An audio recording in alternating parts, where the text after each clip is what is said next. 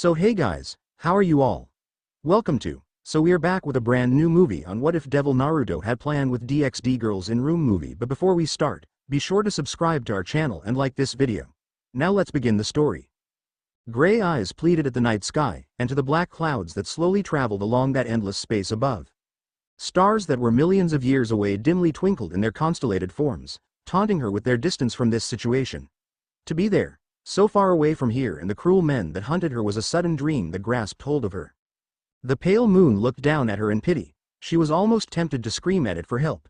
Using her hand to prevent that desire from spewing forth, she clasped it over her mouth and hid in the darkness of the trees as she heard footsteps, each step timed perfectly, and the sound indicated no rush. It was as if the person was taking a leisurely stroll in the night. The woman could not let them hear her erratic and panicked panting. It could be the last thing she would ever do. Stealth never was her specialty, and her strongest means of offense to escape this peril was a complicated one. Worthlessness, an ability known and feared by those who understand the sheer effect it takes, also considered a double-edged sword by those who wield it. It could make any sort of attacks that an enemy used to hurl at you completely pointless and erased from existence. However, worthlessness' main power derived from knowledge, and in this case, the devil was in the details of the abilities that one could render to have the fatal capacity of a potato gun. She had seen light bullets, been hit with them several times before, and the light swords that the followers of the Creator carried with them. Holy bullets, on the other hand, made from golden crosses, etched with Latin inscriptions of holy, ambiguous text, baptized in holy water and blessed with prayers by the cardinals themselves to eradicate the enemies of their merciful Lord. She did not fancy the chances of being shot with bullets like that, as more than one life was at stake along with her own. She recognized those bullets when her retainers became dust after they received headshots, as her hunters had demonstrated. The bullets would dig in and dissolve in the bloodstream, spreading the righteous disease methodically, slowly, and painfully. If one were to be hit by it in a vital organ, fatality was a common scenario. Only exorcists of high ranks carried them. Other than them, when things would go awry, the church would send in their faithful militants. Each of those militants was given the standard issue holy bullets, as they were worthy of such weapons.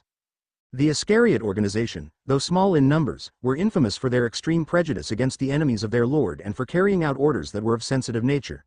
She cursed her luck when she saw the first of their special operatives, the executors, who had been after her. "Have you found her?" said a disembodied voice of an exorcist, his voice burdened with guilt, and to an extent shame. The tone of his voice indicated he was tired, she thought, as her ears picked up more words. "No, sir," said another voice which seemed annoyed to her conclusion. "You should head back. Yagaki is dead. You saw to it yourself, sir." For a moment, the silence was all that she heard in the park, and she did not dare to come out of the darkness that the trees' towering branches and dark clouds provided her. However, rage boiled up in her, her sins as a devil seeping through despite her fear over the possibility of death. Her wrath commanded her to kill the man who was the superior in ranking. She knew that voice, she knew his thrice damned voice, of the man who had spoken before. How could she not? She had spoken to him before, on 3 separate occasions. He was a friend of her lover, a good friend who was also hunting her, and a small object appeared in her hand. It gave off a dark, gray glow as the woman tightly gripped it. A sinister voice inside her head whispered to her. It told her to use the tiny tool in her hand. Her power would increase, of that she had no doubt. Yet reason also danced serenely in the back of her mind, reminding her why she did not fight back and was rather looking to escape. Her skirmish would no doubt attract the attention of the other executors, and she would not take that chance. "You have your family waiting for you, Shido-san," the annoyed one said once more. He seemed almost willing for the man to go away, so he could continue with the hunt. Executors were like that. She had heard how they were oftentimes considered the black sheep of the church. They saw her and her kind as nothing but a blight upon this world. While they were extreme to a degree, their hatred was held back due to the command the heavenly host ordered them. Though, let it be known that an executor of the Iscariot never shied away from killing creatures that defied the will of their Lord. As the words left his mouth, she heard a sigh leaving the man she knew. "I know, the man known as Shithu," replied after gathering his thoughts in silence. Slowly, her ears picked up the sound of the footsteps, and with each passing moment, the noise was going away. She tried to think of ways to get away. She was not exactly battle-ready now. When she had escaped from her household, one bullet had reached her and pierced straight through her flesh. The residue effect of the bullet was doing its magic as she felt pain slowly course through her veins. Blood trickled down slowly along her left shin, and another reason why she entered the park was that she had assumed that the smell of the leaves would overbear her stench. She could fight, but the battle would be drawn out and call for unwanted attention. More executors and exorcists would come after her, and her fate would be good as sealed. Hearing the noise of a gun loading, her senses sharpened as she felt a small, hollow chuckle reverberate through the area.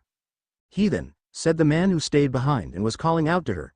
"Come out, there's no need for you to hide." He taunted and jeered as she was preparing to fly out of here. Slowly, she allowed the power of the small object to begin. She didn't have much time and the executor would know soon enough where she was. Subtlety could screw itself for all she cared right now. Though it may seem cowardly, she would have to escape like a lowly devil. Her child had to survive, and she needed to be alive for the baby to born. Slowly unfurling the two leathery wings that had been hidden inside her back, she prepared to take flight and escape this ordeal. All she had to do was make it to the underworld. They would offer her protection. Devils, they may be, but she was one of their own, and then there was her cousin, who was her brother in all but blood, who would no doubt guard her against the evil of men. You may as well die now. After all, even your kind decided to kill you and your child. They did help in killing Yagaki after all, the man said once more as her mind shut down for a moment. No, she thought as her brain thought about what he said. He's lying. He's just doing this too. A child between a devil and a priest. Heresy. He spat the words as if they were venom and she contemplated on whether the man was lying or not. A million questions were on her mind as she thought as to why they would. The council, she thought as she finally reached a conclusion in her mind. The council comprised of the four great Satans along the wizened devils of Baal, Agaras, Visago, Gamagan, Ammon, Barbados, and Paimon. They found out about her situation and realized how much problems it would cause with the heavenly host. Heresy, as the executor had so aptly put it, had been committed on both sides. Heaven and hell had come to a mutual agreement and way only was for her and her unborn child to die. They had damned her. They must have. Otherwise, how could the church dare to step on her territory and attack her without expecting any sort of retaliation? She had been betrayed all because she had fallen in love with an exorcist and became pregnant with his child. They had even sent devils to assist in the murder of her lover, the father of her unborn child. Out of despair, the small item in her hand fell. The object was nothing more than the everyday chess piece one would see. It was the king piece, white in all its glory surrounded by a veil of ethereal gray, and it fell to the ground as the ruffled against the grass was picked up by the executor. Her eyes widened and she realized her blunder. She needed to get away, but she was denied of such a fate. A bullet nearly hit her head as shrapnel of blistered wood came floating across her face and she flew away from the branch. Her wings fluttered, letting loose a few whirls of wind and began to pick up more speed, but the noise of gunshot not too far away from her had sealed her fate. One of her wings were shot and she fell. She fell from the sky above to the earth below as her body crashed against the ground much harsher than she expected it to. The taste of grass and soil made itself known in her mouth and carefully she gathered magic in her hand. Using worthlessness now would be pointless, as the bullet had once more cut straight through her frame. Once more she lost the chance to observe the bullet that could kill her, and now she had no option but to fight. However, before she could unleash a portion of her demonic power, she felt pain coalesce through her body. It was a vial of glass, a vial that exploded into smaller shards of sharp and jagged shrapnel that was digging into her body as blood desperately escaped from the pierced skin. An acidic liquid that was previously inside the container covered her body, and by the original Satans, they burned her being to the very core. She saw it was nothing but water. No, it was holy water, as she realized with the anguish she felt and the smoke that burned off her body. She desperately wanted to use the king piece she had lost a few moments ago. She yearned to go towards it and use it to escape, but her mind could not will her frame to do so. "How I pity you heathens," the man said as he got near her and looked at her with a slight glee on his face. Her gray eyes looked at him, and if her gaze did hold a power, he would have been dead under her glare. Seeing her wrath, he had to smile. He was enjoying her despair. "Don't worry, Shido-san's already taken care of the heretic. At the very least, you should be happy that I'm not going to waste time in making you join with your lover in the dark pit you belong. Along with the abomination you carry inside you." He finished with those words and pointed the black gun at her head. She could tell that she would be dead, and she cried. Not for herself, no, she cried for the man she loved and lost. She cried for the child who had committed no sin, who had not even born yet, and would be killed because of the old status quo. All hope was lost and she would die here. The last thing she would hear would be the sound of chirping birds that were rushing towards her. The sound of the birds and cackled lightning increased to an echoing tone, and she saw the executor turn around. That was his last action before blue sparks of lightning emerged from the back of his chest and blood flew out, painting her face with a shade of red as she watched the man choke, gurgle and shake before finally becoming rigid. The cackled lightning also stopped and she could see a hand, a normal-sized hand sticking out of the executor's back. The red substance painted his arm, serving as proof that he had ended the life of her would-be killer. The hand retracted and the body of the Iscariot operative fell to the side like a discarded tool. The blood was still flowing out of his chest. What was left of it anyway? And his mouth, while his eyes were deathly still. The man who killed the executor was there, and he was starting to make his way towards her. Panic raced through her mind, as she felt the man get closer and her gray eyes saw the feet of the man. He wore toeless sandals and saw the pressure around his foot increase as the blades of glass departed, suggesting that he was slowly coming down to her level. "Hi there," said a rather cheerful voice, as she finally dared to look up to see a man, whose face's lower half was covered with a black cloth. He had gravity-defying dark silver hair, which tilted towards his left side and a scar running over the eye below that line. He also had dark, gray eyes that looked, oddly enough, kind, yet the deadliness with which this man had killed the executor was gone.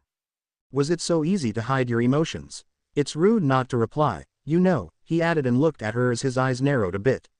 Sighing, he spoke once more. He seemed to be contemplating something as his eyes closed and she could see he was thinking. Moments later the eyes opened and he spoke to her.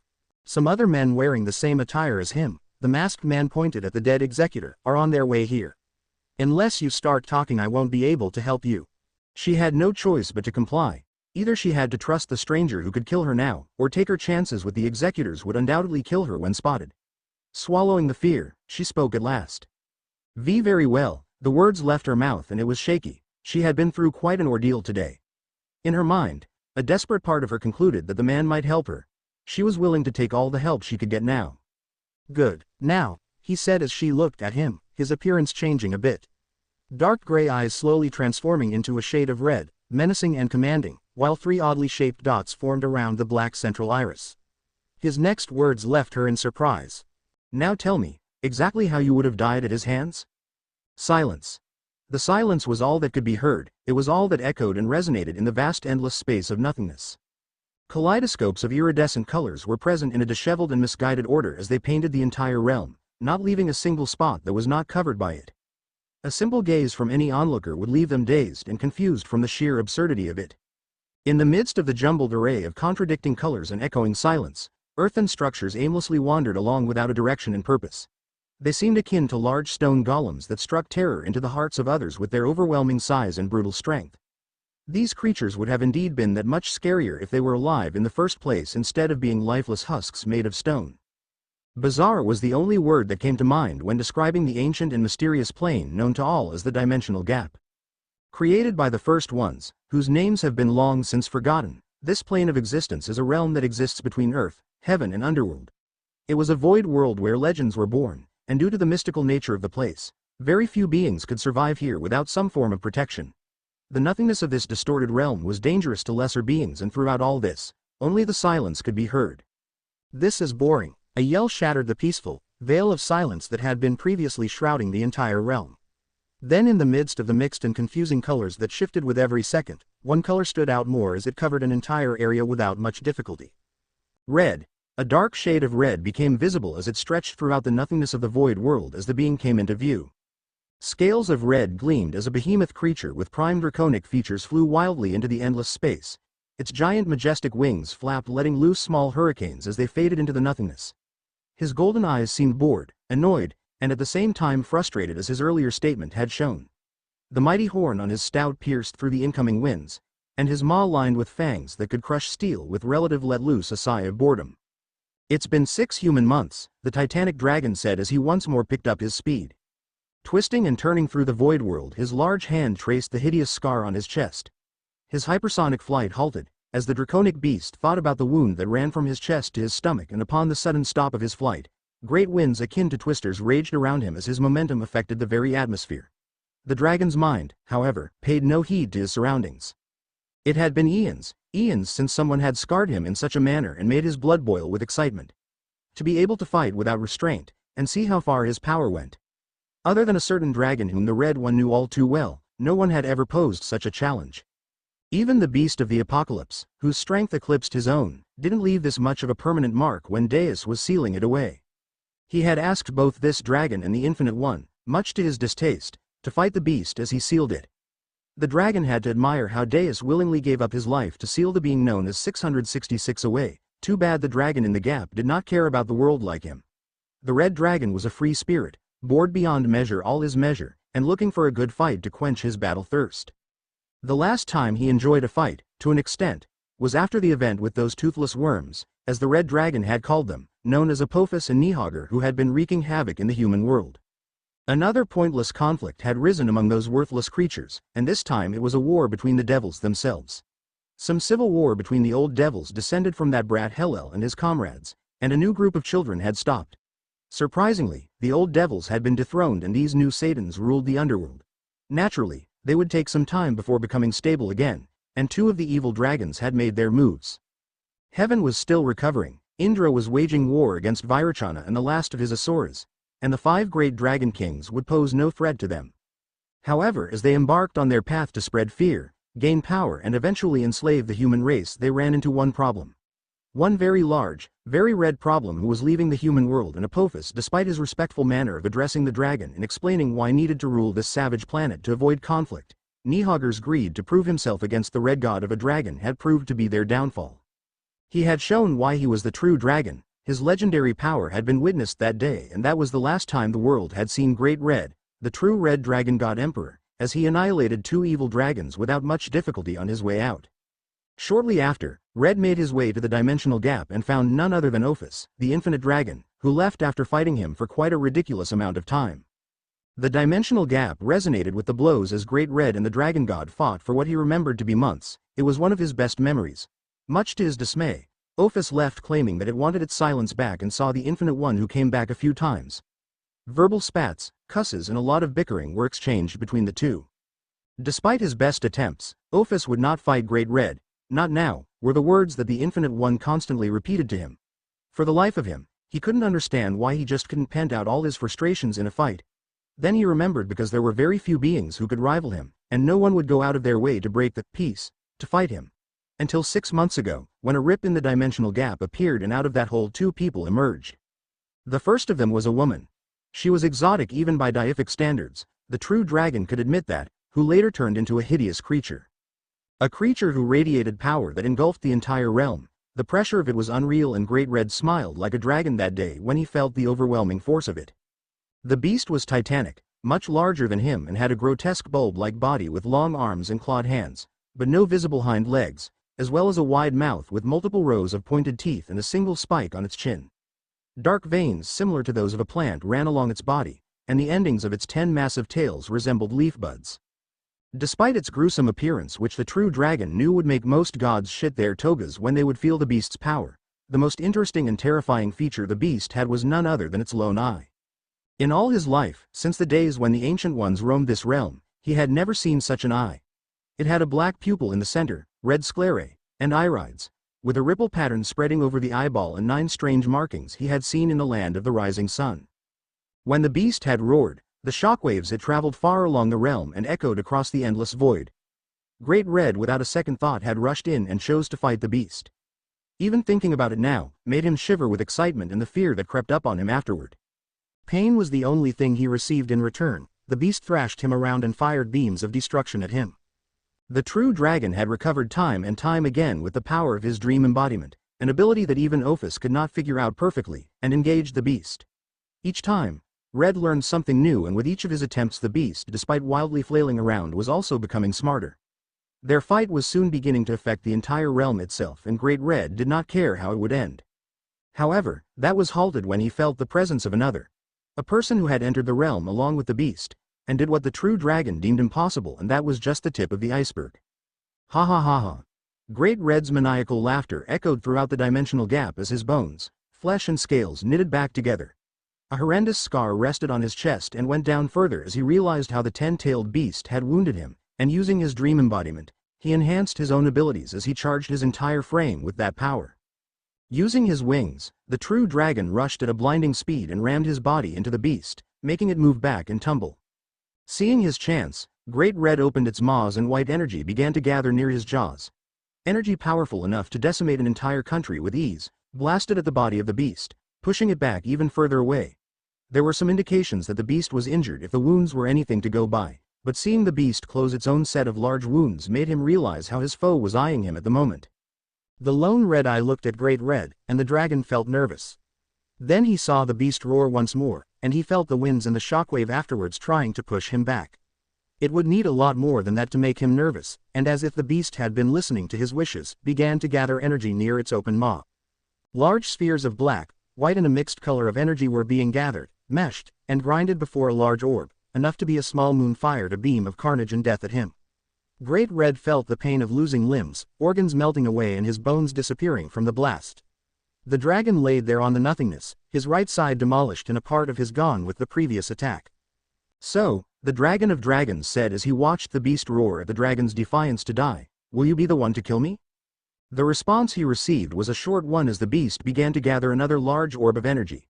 The true dragon needed a bit more time to recover and fight to his heart's content. His wish to fight someone who made him feel the frosty grasp of death had come true, and he would be damned before he went out without a proper fight. He in all his draconic pride had let his arrogance get the better of him. While the true dragon had not used his full power yet as he should have from the start of the fight would no doubt end with a loss for him. He could use the Apocalypse drive, his ultimate weapon, but his body needed to recover and by the looks of it, his time had run out. The one-eyed beast had fired its beam of energy and the dragon braced for the pain, but it never came. A large, black void appeared near his downed frame, hovering in midair and was absorbing or rather drawing the attack into itself. Great Red's golden eyes became astonished at what had just happened, and heard winds rushing in. A gigantic, humanoid being made of ethereal light, blue energy approach and stand near the true dragon as the void disappeared. The large being had a long nose, something the dragon found amusing at the time, plating on its forehead, 2 locks of hair falling on either side of its face, red eyes and a hole in its chin. Clad with robes and ornate armor, the ethereal warrior had 2 majestic wings that jutted out of his back and a sword by its hip. However, when the Apocalypse dragon looked at the forehead closer, he saw a human. A golden glowing human, he was wearing a jacket of the same shade and black pants. His spiky hair was going upwards and 3 thick black marks caressed his cheeks.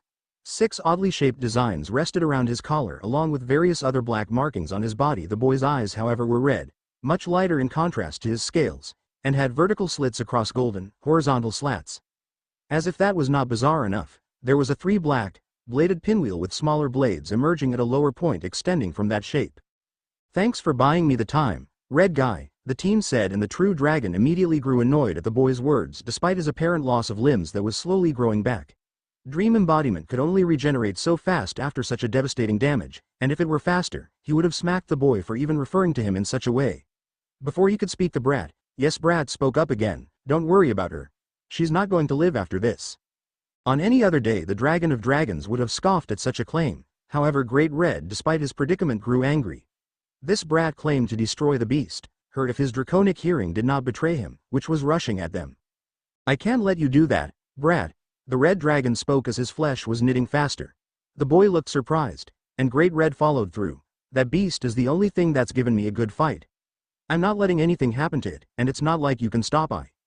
Great Red, the Apocalypse dragon, the true dragon whose power remained unrivaled and feared above all creations by all supernatural beings, was intermediately cut off as a fist drove into his nose, and by the ancient gods, it hurt more so because he was already in writhing pain. His golden eyes followed the boy's and saw a storm of fury dancing in his eyes. Unforgiving rage glared at the dragon, threatening to kill him with all the force he had. The boy then looked into the golden eyes of the true red dragon god emperor without fear and spoke with brutal tenacity. The dragon noticed how his eyes were changing. His right eye became violet and ripples similar to the ones of the beast appeared over his eyeballs. A small black pupil was in the center of the iris. "Shut the fuck up, you scaly bastard," the boy yelled, and for the first time in his life, Great Red was shocked at how human referred to him. "I don't care what you want, sit your ass down or I'll blow you sky high with the jubi. It dies tonight." "Boss." A voice similar to the boy's yelled, and once more, the true dragon was shocked. Another copy of the boy arrived. This time the boy was inside a titanic, 9-tailed fox with 3 heads and 6 arms. It had the same golden color as the boy and black markings spread all over the body of the fox. "Kurama's ready." "I know," the boy said, and the dragon followed the boy's momentary gaze, which lingered to the corner. Great Red saw 2 more large golden foxes, the upper half of its body looking surprisingly humanoid. Only these 2 had 1 head each and 2 arms. Both of them were sitting with hands conjoined as if they were meditating. Then the 2 foxes disappeared in large puffs of smoke, and white lines of energy flowed from the smoke to the giant fox and ethereal warrior. As this happened, the one-eyed beast roared, and began to gather large amounts of energy, forming the destructive orb it had previously fired. This one was larger, much larger than the last two, and it was growing. At the same time, gusts of wind emerged near the two beings who stood close to Great Red. The warrior for his part changed in shape a bit, as the helmet of the humanoid opened and white energy wildly danced from every corner of its body. It grabbed its sword from waist and raised it high. Great Red felt the power of nothingness surround the sword and the ethereal warrior. 9 black pinwheels emerged around the titanic sword, the same design as the boy's eyes. They were orbiting the length of the blade at supersonic speeds. The boy was struggling, he could tell. The nothingness was both matter and antimatter. The fact that the boy was breathing here was astounding feat by itself, but to absorb the power of nothingness and use it as a weapon was next to impossible.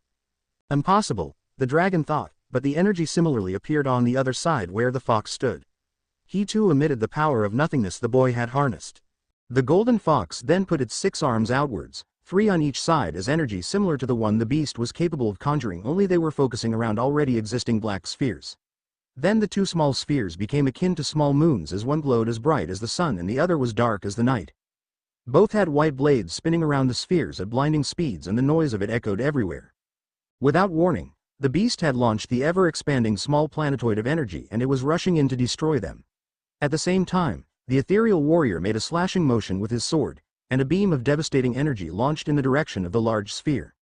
The giant pinwheels were the first to reach the sphere of energy, and Great Red looked with his jaws hanging wide, at how the entire sphere of energy was sucked into the pinwheels as if they never existed. "I see, he can create voids in space and time," he concluded, and saw the white beam of energy meet the beast full on, and an explosion of energy similar to his own destructive capability emerged in the distance. The large beam of energy had hit the beast, and the entire realm trembled at the awesome display. The true dragon admired at how much raw power the boy was putting out, but it seemed the boy was far from done. The ethereal warrior then slapped the open palms of his hands together, as it glowed bright with energy, and he was not stopping anytime soon. In the midst of the multi-nuclear level explosion that would have destroyed nations by now, the golden fox made its move as the boy threw both of the large bladed spheres. The spheres traveled much faster than he thought and reached the beast's location. This time the explosion was even larger than before, and the true dragon was sure that it must have echoed all the way to heaven and the underworld now. The dimensional gap trembled at the apocalyptic feat being demonstrated here, and the true dragon saw the utter carnage the human had just demonstrated. His mind boggled with what a boy, a human brat, had just done. There was no presence of those accursed prisons that the biblical god made, nor the blessing of Deus or any other god of any pantheon. He was no devil, and despite the energy he felt that similar to Yukai, it wasn't entirely that either. On top of that, the boy had harnessed and used the power of nothingness, which was slowly fading from him. Great Red assumed he must have absorbed it from the void world itself, and that alone raised more questions. "It's still not enough," the boy's voice reached his ears, and true to the words, the beast emerged. However, it was wounded this time, unlike the previous occasion. It was bleeding and howling in pain. The attack was no doubt more than enough to destroy god-tier beings, yet the beast was still alive and, from the looks of it, slowly regenerating itself. The fox then got up. Previously it had been on one knee from fatigue, and flew to the direction of the beast. At the same time, a small buzzing sound appeared near the ethereal warrior. A black sphere launched from the hands of the humanoid giant, and the boy flew out of the direction, much faster than the true dragon thought, and saw it rushing to the beast. It made contact, yet there was no damage. Then after exactly a second, tens of hundreds of the giant floating stone golems were rushing at the beast. Despite the violent thrashes the beast made, more large statues came at him, and each of them were scorching red. Soon enough, a planetoid made of the ancient earthen golems completely entrapped the beast and rushed at the planetoid. The golden fox faded, and it was just the boy who stood perfectly still, as he had been for quite some time. 9 designs were on the back of his jacket, along with a circular ripple design near his neck. The brat also seemed to be doing something strange with his hands. Great Red could visibly see how he was pulling in the nothingness into his frame to increase his energy, which surprisingly was working. The planetoid then began to crumble, quite quickly, as the beast was thrashing away the large golems entrapping him. As soon as it finally broke out of its prison, the blue humanoid titan crashed into the beast at full speed and dazed it for a moment before it disappeared in a large puff of smoke. The boy then slapped his hands together in that moment, similar to the ethereal warrior, only making a different symbol with his fingers, and yelled out with all his might as if it was his last call of hope. "Shiki Fujin. Dead demon consuming seal." The true dragon then felt true fear when the void became silent, and darker as a large black being appeared behind the boy. His face covered by a skull and his entire being clad in black, as he put his hand through the boy's back, emerging out of his stomach to grab the beast. The boy screamed out of pain, and the dragon felt the boy cling on to dear life, as he was visibly pulling in the nothingness in the void to power it further. It was suicide. Great Red had realized the boy's intention, and fate cruelly chose that moment to complete the Apocalypse dragon's regeneration. Immediately he flew closer to see what was happening, and disappointment hit him with full force. The beast was disappearing and was sealed into the boy's abdomen, and he saw a silhouette of the woman who was there before she turned into the beast, being warped into the black being. The boy fell on his knees, his golden aura fading as it showed a boy with unruly blonde hair and a tattered orange suit. His eyes were different though. Both of them were now like the beast's lone orb, and they looked at the dragon with a defiant smile, before he spoke his last words. "I told you I'd kill it, Datbeo," was all he could say before he preemptively fell forward, and the hands of the black being held him in the endless space as Great Red looked shocked at what happened. Not only was the boy dying, another person who could give him a fight, but he had taken the beast with him. He felt wrath build up in him. He thought he was finally going to let loose, but the boy denied him. "What's with all the anger, Little Red?" The black being spoke, and the true dragon looked at him with disappointment. Great Red knew this being far too well. To his knowledge, 3 beings existed as far as he could remember. The first ones, boundless deities who defied the laws of existence and reality. Life, death and truth. Life, a majestic woman, too pure and beautiful to be seen by the eyes of normal beings. A veil always covered her face, yet the lower half of the exposed face showed a beauty that was unrivaled by all. Death. A black being with supreme powers over the realms of death. None could defy him when the end came. Truth. A small boy who only spoke of what was true and loved to see how one's fate would unravel. These 3 were always there before all of existence according to Great Red's knowledge, and this boy had no doubt summoned death of all beings. "Why are you here, Lord Death?" The dragon spoke. "Simple," the boy called, "and I came. His soul is payment in exchange. I seal the beast inside him. Between that and the little display of chaos that caused me a bit of a headache, the affair seems to be in order," Death said with a blank and mundane tone. "Does he have to die?" the dragon asked, and Death looked at him with curious eyes. Great Red would have squirmed under the gaze, but he knew Death was merely gave him an inquisitive stare, and must have figured out his intentions. "Everyone has to die at one point," was the swift reply from the Reaper of all. "But does he have to die now? That's the real question, isn't it?" came another voice. A voice so silky and motherly that both of them saw a woman whose face was covered by a white veil and her body draped in royal robes too heavenly to describe with mere words fluttered. "You are here as well, my lady?" the true dragon asked, and received a curt nod, followed by a small, playful laugh. "Yes, the boy caused quite the ruckus, and it's not every day you have beings from other worlds fight in the gap," Life said as she looked at the boy with a kind smile. She then turned her head towards the true dragon and spoke as a mother did to her children. "How have you been, Little Red?" "Bored, and by the looks of things I will die of it." "Look," the Apocalypse dragon spoke and looked at them, knowing he was breaking all the rules in every book ever with the apprehensive request he was about to make. "Can you let the boy live, please?" "For what? Do you even know where he came from? How much trouble his bloody world caused us?" Death asked, and there was some annoyance in his tone. "You want me to let him live to sat you beastly urges for a battle?" "It's not just a battle, my lord. I've lost my mojo," Great Red yelled, and the present first ones stared at him. "Well," Life in all her mercy spoke, "the boy has indeed gone through a great amount of ordeal and did help us in a way. Despite Little Red's childish reason to let him live, the boy's deeds does give him such a merit."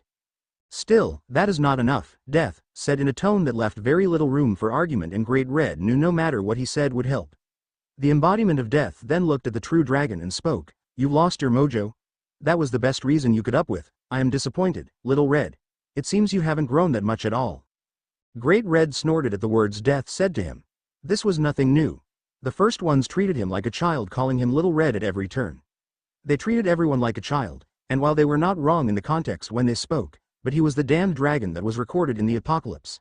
He deserved that much respect, and now his only hope of getting a good fight was quickly dying. The boy's skin was growing paler with every second. "Let him live," came the sudden voice of a child, and all 3 beings looked up to see a small boy. His entire frame was gray and he had no eyes. He did have a small smile on his face. He came down from his suspended motion, reaching a much lower level of height, and looked up at his fellow first ones and the true dragon. He then spoke, opening a book that materialized out of thin air, and started writing on it with a quill. "I want to see what his true destiny is." "Truth, surely you jest. Think of all the consequences," Death said with a surprised tone. "You've seen what his world turned out to be, and letting him live will only start that cycle again. I assure you I am not jesting, dear brother, Truth said as he looked at them both, raising his face and stopped writing. Yes, I've also seen what his world became. I would blame us for giving them that power, but the will of men are something we can never control.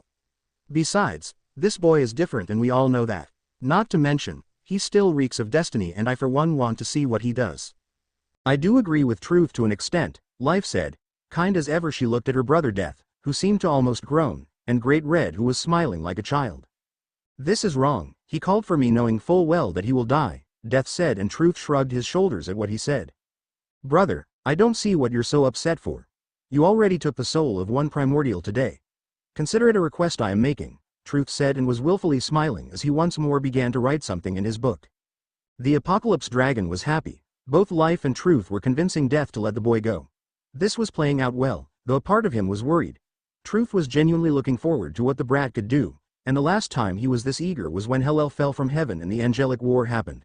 Not to mention Truth requested Death to let a person live, and that statement alone made the dragon feel a bit wary. Now that he thought about it, all the first ones, the outer beings who answered to no one, had arrived in the dimensional gap. Sure, the boy had made the realm shake with his power, but they had not come down when he and the Infinite One fought a few centuries back. Did the boy represent that much of an imbalance to this world? He was brought out of his musings, when Death spoke once more. Very well then. However, heed my words, Death spoke, after releasing a sight, as he raised the teenage boy in his hands. This boy's power is tremendous, and if his personality is still the same, he'll go out of his way to help others. When he does do that, he will cause a ruckus in the entire balance of power, and you three will be responsible for it. I will, my lord, Great Red said, and Death looked at him while shaking his head. As much as he did not like how Death was a bit disappointed at his childish behavior, in their opinion, not his, he had gotten what he wanted. Don't worry about it, Truth said nearly immediately, as he laughed a bit. This boy is going to make things very interesting now. Do you view him like that, Truth? Something that will merely serve as entertainment to you? Life asked, and the dragon could tell she was joking. Only she and Truth had sense of humor. Death, on the other hand, didn't. His ability to make a joke was extinct as those dinosaurs he destroyed when they looked at him wrong, and the dragon internally smirked when he had annihilated an entire race. I'd be lying if I said no. The boy known as Truth spoke, his hand resting on his chin. But he isn't just entertainment. He'll prove himself to be something far greater. Well then, hand him over, Life said as she motioned for Death to give the boy over to her and ever so gently took the boy in her palms. Bringing her mouth closer to his frame, she breathed onto his frame and he glowed, as his skin began to lose the pale shade of mortality that had been creeping up on him. There, one orange spark ready to be brought in a new world. I do hope what you're implying turns out to be correct, Truth. Ah, yes, Truth spoke, and everyone looked at him as he raised his pen. Let's see what you have in store for this world. Naruto Uzumaki, Great Red muttered as he remembered the name of the boy who not only proved to be capable of hurting this Jubi, but also had the beast sealed inside him. The true dragon happily took him from the hands of Life, Death, and Truth to mark him. He marked the boy with his own sigil. The boy's back had a tattoo of a dark, red dragon seared into it. The mark not only gave permission to the boy to enter the dimensional gap but also served as a cloaking device. He knew that Ophis would soon arrive to see why its self-proclaimed realm had been disturbed so much, and no doubt try to make the dragon reveal the truth as to what went down to incite such an event. That dragon was annoyingly persistent, and would no doubt look for the boy. Therefore, he marked him with the dream concealment that would hide his energy signature from the Infinite One and other draconic creatures. Great Red had then opened up a portal to the human world and threw him through the void. In his rationale, if the boy could not survive the fall, maybe he was not fit to be his rival. All three first ones looked at him with bland looks when he made that statement, and he was forced to do a certain task. Truth had kindly told him to do so. Read. Ordered, and Great Red complied to the request. Apparently, it was a bit of payment for accepting his request, and to this day, it was the most embarrassing moment in his life. However, it was nothing he couldn't brush off. He had a rival now, someone who would fight him and make him feel that desperate again. He could use his Apocalypse drive, a power only Ophis had seen and to an extent worried about it. However, it would have to be some time until that. The boy was de-aging. Even when Great Red threw the boy into the portal, he could see him getting younger and by that logic, weaker. He would have grown even smaller if Life did not stop it by a great degree, and the boy would need time to get his primal form back. However, Great Red would be patient, and it could be years, but he would wait. Harnessing the power of nothingness even for a moment did not come without cost, and the boy had done just that. The consequence of such an act was the boy becoming younger and once more, Had life not stopped the process, then he would have kept de-aging until he would not exist anymore. Naruto Uzumaki, the Apocalypse Dragon, said with a smile as he traced the scar. We will fight each other one day, and by the first ones, out battle will make the Great War look like a child's play. Achoo! The sneeze echoed throughout his entire mind, and 5 pairs of eyes stared at the boy. Some of the large beasts in the open-ended grassy field who were formerly talking to each other looked at the boy who peeved a bit under their scrutinizing gazes. The other 4 were asleep and snoring away with no shame at all on absurdly large pillows, no less. Normally it would have been terrifying to see the beasts of such behemoth proportions, but to physically appearing 13-year-old, it was a sight that was completely natural, and to an extent therapeutic for him. Oi, said a gruff voice, as the boy's blue eyes traveled upwards to see the speaker's face. It was a kitsune with 9 long swiping tails. His size roughly equaled the Hokage rock that the boy used to paint for shits and giggles. Its pupil alone was bigger than a tall, full-grown human was. Red-orange fur covered its body with black fur around its eyes that stretched its ears, red irises with black slits for pupils, and the upper body structure of a human, complete with opposable thumbs on its clawed hands. What did you sneeze all of a sudden for, idiot? The fox asked, and the boy's eyebrow twitched strongly, almost violently. Then looking up at the giant beast, he gave his response, the most apt one he could think of. Shut up, you fucking asshole. The teen yelled at the fox with bunny-like ears. Now he would have mentioned the bunny ears, but the kitsune did not like it. Bit. Naru-chan gets frustrated quite easily, doesn't he? The two-tailed Bakaneko, completely engulfed in cobalt blue and black flames, said. It also had a right yellow eye and a left green eye. It looked at the boy, who twitched at her words. Only one person had previously called him Naru-chan and got away with it, now it was 2. Why couldn't the tailed beasts not eat away at his sanity? At least the other 4 were asleep. Now if they woke up, with the exception of Isobu, it would be a real massacre. Maybe it's because he's a child again. The white horse-like creature, with a dolphin's head, spoke in a polite way. It has 2 pointed long horns and 3 shorter horns on the front of its head. The ends of its horns, hooves, and tails were tanned, with some of the same colored spots before the tan areas of its horns and hooves. It also has red markings under its dark blue-green eyes. Kakuo, the teen said with a groan. You're supposed to be on my side, not antagonize me. Don't worry, Naruto. Lucky 7 Chome will always have your back. The blue, armored Kabutomashi spoke with an excited tone. 6 of its 7 tails, resembling green insect wings, along with an actual 7th tail, all grew from the end of its abdomen. The stem of the tail was green, but the wings were orange, something the boy cheered with all his might. Closing parenthesis. A helmet-like skull covered its eyes, from inside of which an orange glow could be seen. It also had spike protrusions on its shoulders and a row of slits on each shoulder, and 6 legs, 3 on each side. The legs are also covered by the blue armor, with the exception of extreme ends, which were green in color. It had 2 pincers with 3 parts on its face, covering a mouth full of sharp teeth. On its back behind its head, it has a large 2-sectioned horn protrusion. Chome, I love you. You know that, right? Naruto said, and his 13-year-old body ran towards the Nanabi in slow, agonizing motion that irritated the kitsune to no bounds. However, before they could embrace each other out of camaraderie, another voice stopped them. Make them stop, Kurama. I'll keep Shorty on the shit list for a month, said an Ushi Oni with 4 long horns on its head, similar to that of a Jacob sheep. It was extremely massive, dwarfing entire forests and towers over large rock formations and buildings. Its height was only surpassed by the kitsune. It had a muscular upper body structure, with a hunched back similar to a bison, arms with spiked protrusions on the elbows, and hands with opposable thumbs like that of a human. Instead of hind legs, its lower half consists of its 8 tails, which resemble the cephalopod arms of an octopus. Upon hearing the words, the kitsune smiled. He smiled as if all the happiness of the world had been thrust onto him. Its 9 large tails swooped in and brought the teen closer to his face, and looked at him with a scrutinizing stare. Naruto, Kurama, the Kyuubi no Kitsune spoke with a tone as if he was scolding a child. Naruto Uzumaki was no child, and he would be damned if he let Fuzzball get away with this. What's wrong? The sudden question came from Kurama, and all the previous outrageous thoughts of insulting the fox's ears, his shampooed fur, and ability of not being able to take a dump in his mind disappeared. The teen sighed out of frustration.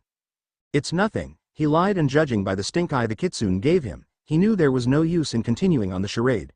Fine, it's just, I'm a bit bored and this de-aging thing is getting to me. Well, you were a much louder and impatient brat at this age, so I'm not surprised you're acting like that again, Kurama said sagely, and put Naruto down, who was merely sitting down on the grassy surface of his mindscape. Apparently, He could change it to his will, and Fuzzy never told him about it. Ungrateful Kitsune and his smartass retorts. How far is the seal coming along? Gyuki, the Eight Tails or Eido as B used to call him asked. Well, it should take a month or two. Depends on how much I can use the Rinne Sharingan to adjust the bodies, the blonde-haired boy replied and scratched his chin in a thoughtful manner. Are you sure you want to do this? Matabi, the blue flame-clad Bakaneko asked. She was looking at him with worry in her two dual-colored eyes. Don't worry about it, Matabi. From what Kurama and all of you told me, I will able to survive and still have most of my strength. Guess all that stored up chakra that bitch left behind will be of some use, Naruto said, and the Biju did not miss the hatred in his voice when he talked about Kagaya. They were not surprised, nor did they tell him anything about it. Kagaya Otsutsuki, the rabbit goddess, had done something that left Naruto with little to no choice. After receiving the power from the Sage of Six Paths, both Naruto and Sasuke had engaged her in battle across her various shifting dimensions with Kakashi, Sakura, and Obito in tow. However, the progenitor of chakra had done something none of them saw coming. Madara had previously mentioned that the Shinju tree was absorbing chakra far too rapidly after the infinite Tsukuyomi had been initiated, and it seemed that Kagaya had transferred all of the chakra, yes, all of the chakra of the people trapped inside the illusion into her dimension, creating a secondary tree for power. To make sure that her opponents were emotionally weak, she had used the expansive truth-seeking ball after she traveled back to their world of the elemental nations. Had it not been for Obito's Kamui ability that was enhanced by the residual Six Paths power, they too would have been completely atomized out of existence. The world of the shinobi was completely gone, and the 5 remaining survivors were in Kagaya's Genesis dimension where the second tree resided. Naruto and Sasuke had tried to cut the tree, despite the shocking event that had transpired, but Kagaya returned and was fighting them full on.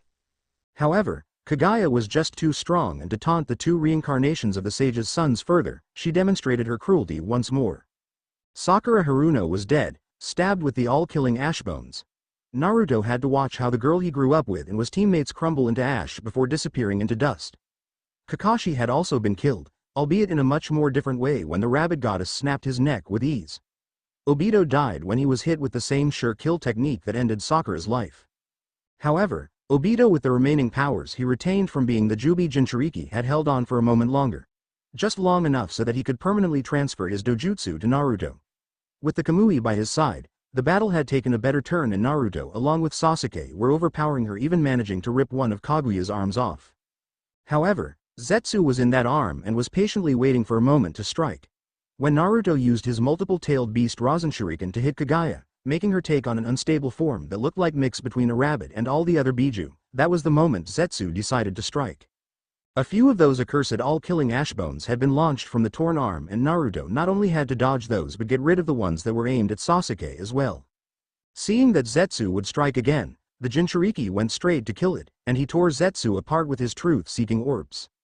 That was one of his biggest mistakes, as Kagaya had chosen that moment and struck Sasuke with her Kekemura Taijutsu attack.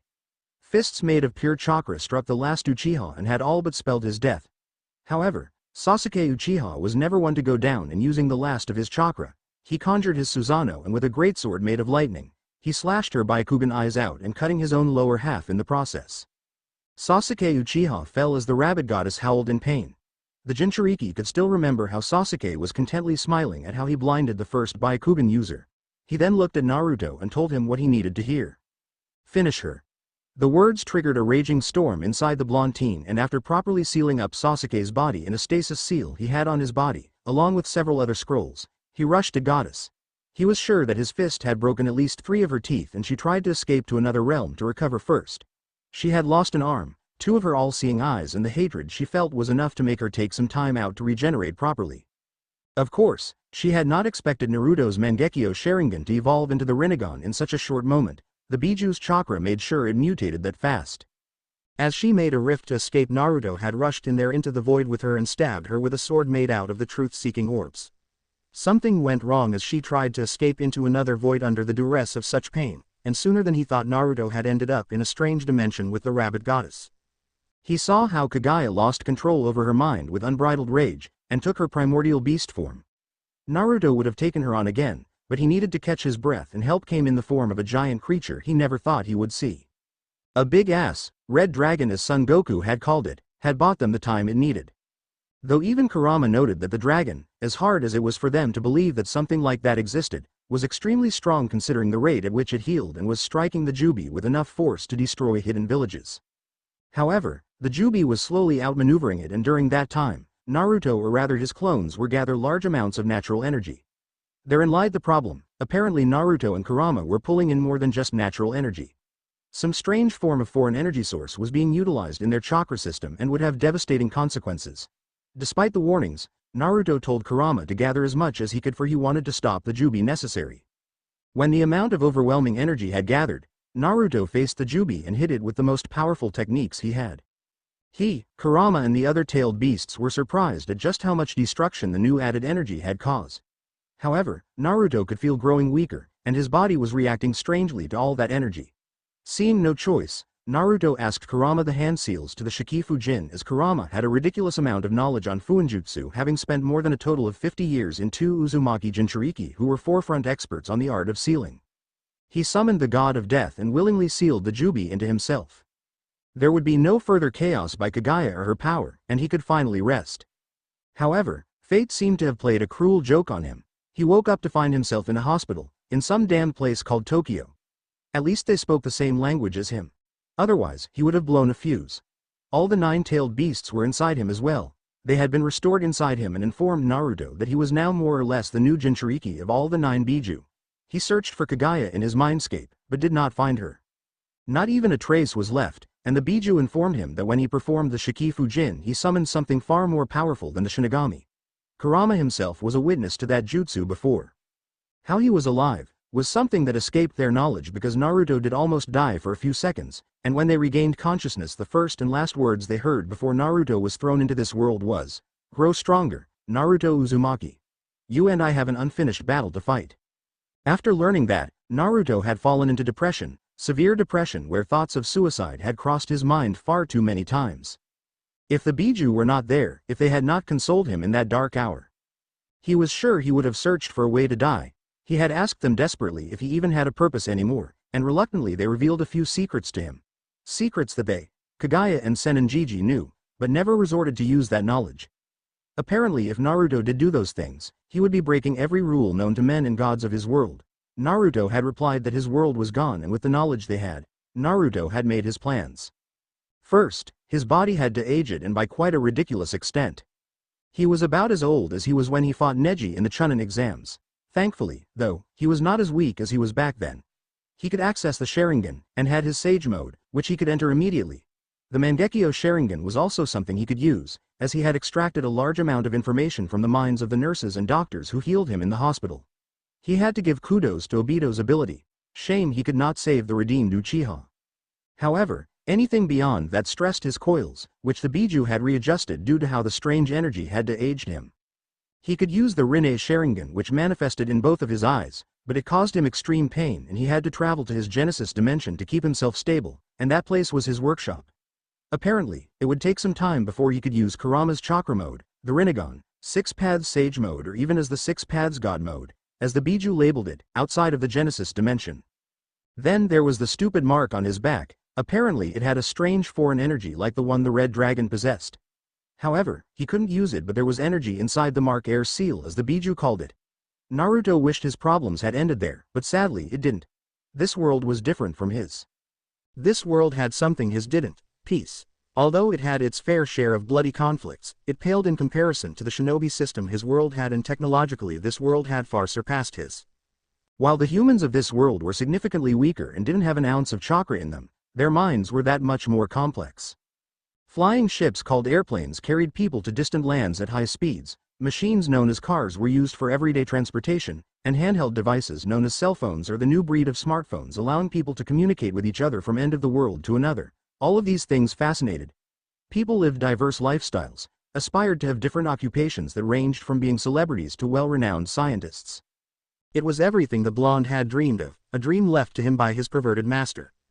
Seeing and living in such a peaceful setting made Naruto realize just how beautiful peace was, and he was slowly starting to fall in love with it. Even though this world had its fair share of problems, peace was more or less global. Then the perfect image of the world became stained with beings who were different from normal human beings. After getting out of the hospital, while still under duress of losing his world, Naruto had seen beings with black feathery wings kill humans with weapons apparently made of light. Not being the fool he was during his younger days, he quietly used stealth and observed them. Apparently they were members of something called Grindelwald or something, he still had no clue what it was, and they answered to someone named Kokashizel or something. In his defense, it was dark, they spoke in a hush-hush manner and he was in a downed mood, too depressed to care. He did not see those beings again, but felt several different sorts of energy roaming around in Tokyo within a few hours. It didn't take a genius to figure out that his apparent battle with the Jubi and subsequent appearance through a giant hole in the sky, as the Biju told him, must have caught their attention. Planning to get out of Tokyo, he stole money off of a few thugs and ruffians who had no better purpose and headed for a place he thought would be inconspicuous. Kuo Town. It was still a relatively new location in Japan and by its reputation, a very boring place, aka a very normal place. He had moved here 6 months ago, 4 months later his depression was slowly fading, and 2 months ago after getting a fruitful result in the Genesis dimension, Naruto Uzumaki succeeded in his first act. Kakashi Hatake had been brought back to life and was made stronger than ever, courtesy of a few experiments he ran on him with the mental assistance of the Biju. A process he would have to repeat, and despite the initial rambling that his sensei did in favor of him staying dead, Naruto simply replied he didn't want to be the last shinobi. That statement alone shut his quirky sensei up, and after learning everything from his once overly hyperactive student, the copy ninja sighed. Now here they were in world filled with a futuristic setting, in accordance to their world's standards, and supernatural beings with black feathers. Initially Naruto thought Kuo would be free, but he began to feel other sources of beings in the area. It was stranger than those feathered ones, but tonight the feeling had been more intense. There was a dark and heavy energy he sometimes felt around Kuo, and a surprisingly lighter and warmer energy. To put it bluntly, his sensei went out for a walk on the road of life.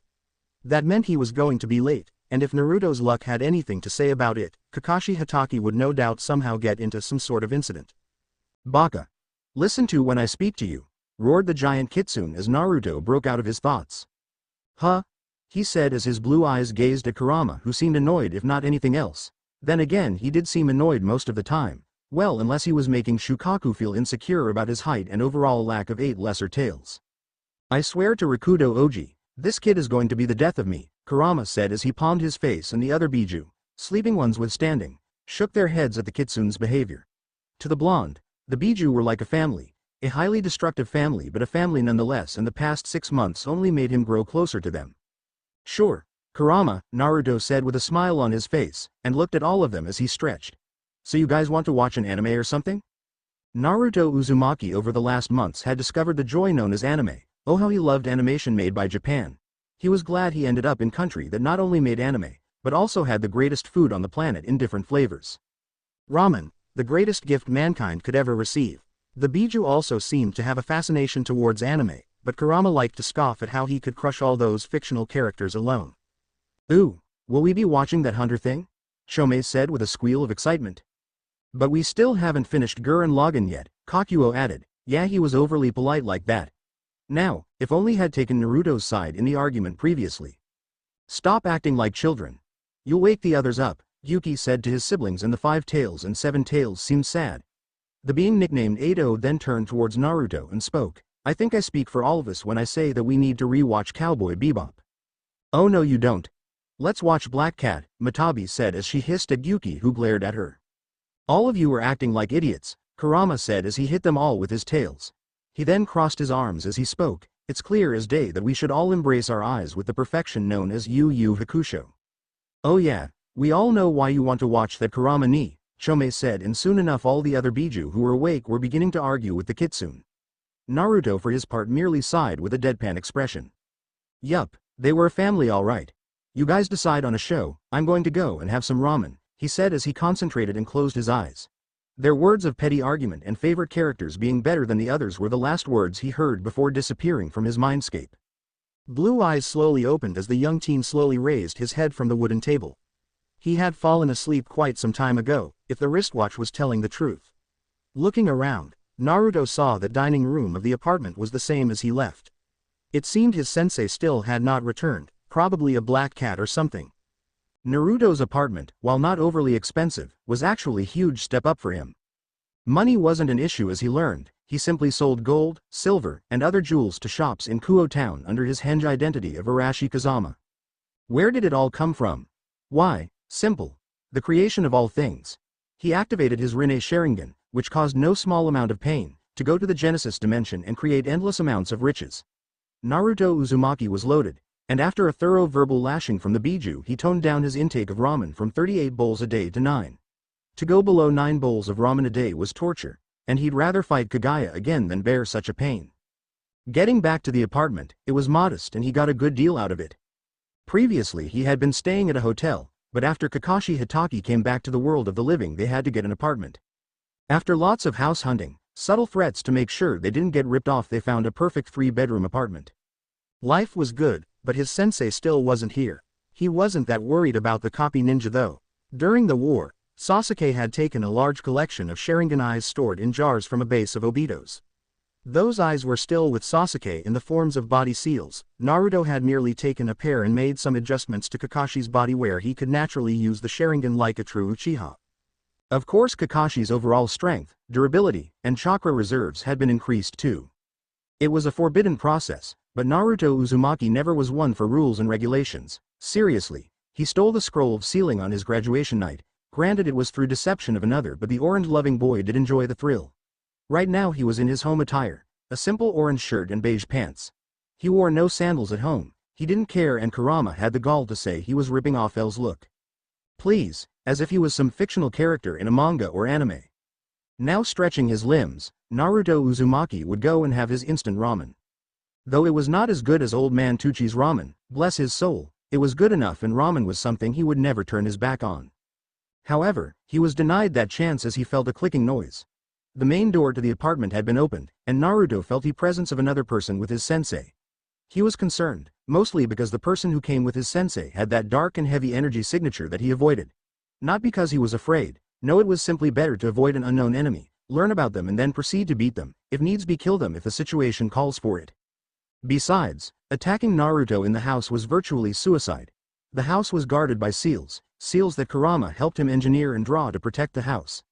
Nobody could teleport in the house, nobody could break in through the door, and if someone did manage to break through the door, a very unpleasant space-time seal would send them to a very unpleasant place. If they still got past that, well, a certain ramen enthusiast was still there to face. Going to the living room, Naruto saw his lanky sensei come in the house wearing the same attire he had been. A white, full-sleeved shirt and black pants.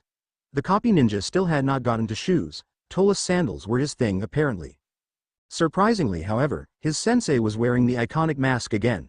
Yes, Naruto's dream of seeing his sensei's face had come true, and the Jinchuriki realized why his sensei did it in the first place.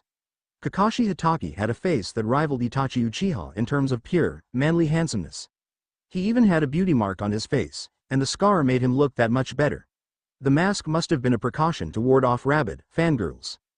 Shifting his eyes away from his sensei, who seemed to be looking at Naruto with a somewhat serious expression on his face, the Jinchuriki observed the guest that had come into his house. It was a woman. She had gray hair tied into a loose bun, and equally exotic gray eyes. Her face was, for the lack of a better word, beautiful in a bewitching manner. She wore what seemed like gown, and despite her more than eye-catching figure, the blood on her clothes raised a small number of alarms in his head. Kurama, got anything on this? Naruto said in his mind, just to be sure. Between him and the kitsune, Kurama was the better sensor of emotions. Hearing an annoyed grunt, the kitsune replied. No, she's clean. No malice, ill intention or hatred. She's definitely no ordinary human. Though she is afraid, to a great degree no less, Kurama replied from inside his mind. I see. Naruto formed the words in his mind and he was thinking on how to handle this. Paranoia was slowly starting to seep up, but Kurama's next words changed the game entirely. Oh, and I think she's pregnant. I feel another life source inside her, the kitsune quickly said before disappearing back into his mind, without providing any sort of advice on how to handle this.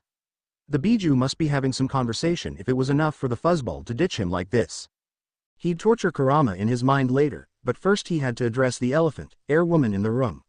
He needed to do this in a subtle way so as to not incite any hostile reaction from her. Sensei, the young teen said, are you kidnapping people now? Naruto saw the woman's eyes widening a bit, no doubt out of surprise. Yup, Naruto Uzumaki was nothing if not out of the norm. Besides, being normal was overrated. Datbayo. Ma, Naruto, the former Junin of Konoha said while waving his hands lazily. You know I'm not like that. Well, maybe when I was younger, but that was under orders. Besides, are you going to keep this injured woman standing? Miss? Hello, Naruto said as he excitedly waved his hand at her. Seeing her look at him with that weird look in her eyes seemed perfectly normal. Sorry for ignoring you, but please take a seat. Your wounds will be healed in a jiffy. Thank you, she said, and her voice was quite regal, should Naruto say. If he was a betting man, which he wasn't but had a ridiculous amount of luck in, the woman probably came from some super rich family. As the trio walked towards the couch, the jinchuriki decided to speak up. Mind telling me what happened, sensei? He asked his sensei, older brother figure with a raised eyebrow. Oh, you know, I was taking an enthusiastic walk on the road of life and reading my highly informative book, Kakashi began, and Naruto felt his eyebrow slowly begin to twitch. Informative book, his ramen-loving ass. Then I noticed some men, carrying guns and swords in the middle of the park. That's something you don't see every day, so I naturally decided to follow and find out what was going on, the silver-haired shinobi replied, and Naruto felt a headache slowly develop. It became a full-blown one when his sensei spoke again after the gray-haired woman sat down on the couch. They appeared to be members of the church, and they were hunting her down. Excuse me? Naruto said with an expression that effortlessly emphasized the term, are you fucking serious? He rubbed his forehead and coughed a bit before speaking. See, it was shit like this that he avoided his problems in Kuo. This lady was attacked by members of the church. The same people who spread the word and love of God, Jesus Christ and righteousness. The very same.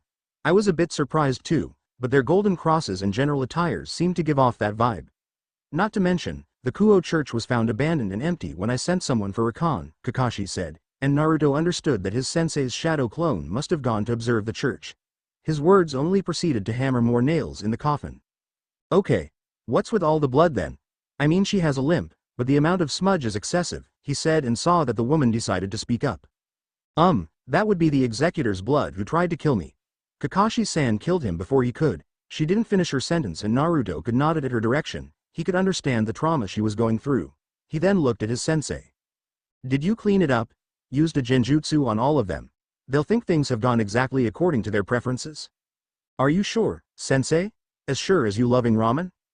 That's pretty sure. I don't mean to be rude, the woman spoke up, her voice a bit shaky. But are you two magicians?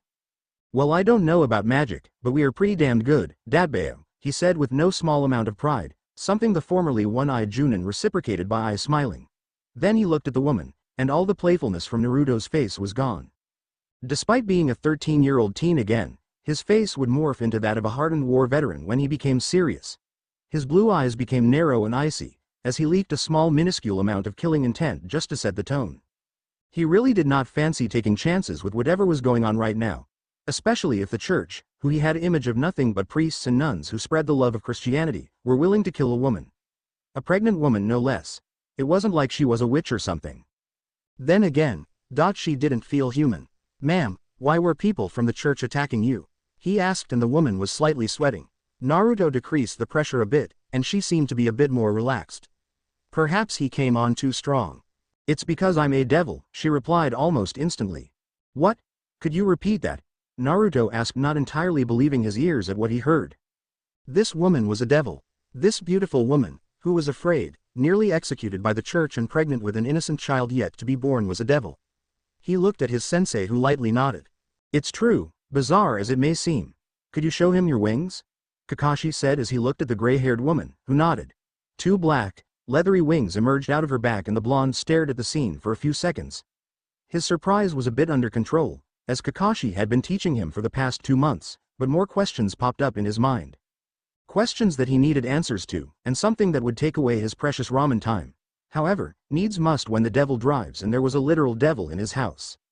We'll talk about this later. First we need to heal you, Naruto said and saw Kakashi walking away. No doubt getting some medical equipment. He wondered if chakra treatment would work. Then he mentally slapped his face for not introducing himself. Oh right, how stupid of me, he spoke with a smile on his face, his damned smile that wormed its way into people's hearts and made them connect with him. My name is Naruto Uzumaki, I never asked your name, Ms. The gray-haired woman looked at him, her eyes confused, slightly scared, but Naruto could feel that she was a tad less worried as she finally spoke, Claria Belial. Thanks for watching, also remember to subscribe and like this video. See you in the next video.